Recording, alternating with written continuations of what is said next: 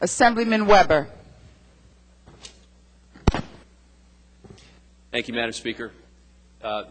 Back on the bill, at your invitation, I appreciate you allowing me another. It's an engraved invitation. No. I'll take any invitation I get. Thank you, Madam Speaker. Very briefly on the bill, it's been a very substantive debate, and I think a very respectful debate, and a debate in which I think both sides are expressing very sincere and deeply held beliefs of the people whom we represent. And the chairman of the Budget Committee, the incoming Speaker of this House, a friend of mine with whom I serve on the Budget Committee, it was a great story. And I've talked to him about his personal story and not just how he's risen, but personal things, and we've developed a great relationship. But here's the wonderful thing about New Jersey. Vincent Prieto is going to become the Speaker of the Assembly, and it didn't require us to provide in-state tuition for undocumented students for him to rise to that great height. And actually, when I was at the Budget Committee and we heard testimony, we heard numerous students come before us who had graduated or attended Rutgers or Stevens, public colleges and universities. They were undocumented, but they had attended. Now, they had paid more, they had to work extra. They made it work. That's what so many of our parents, grandparents, even us have done to get through college or graduate school.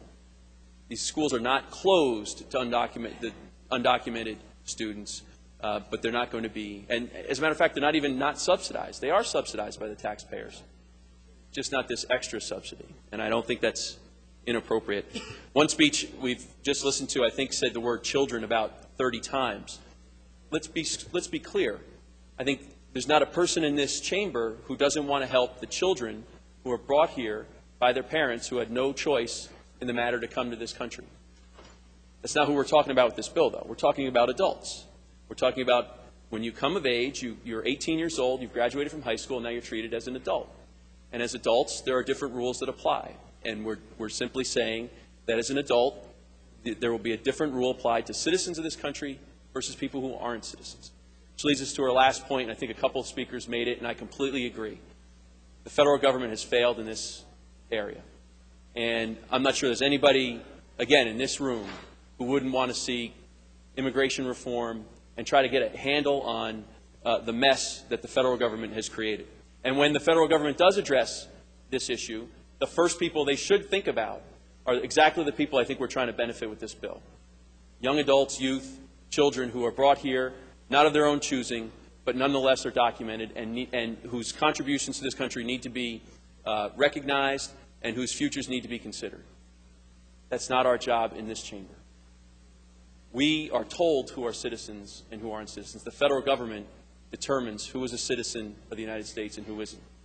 We just have to deal with those facts.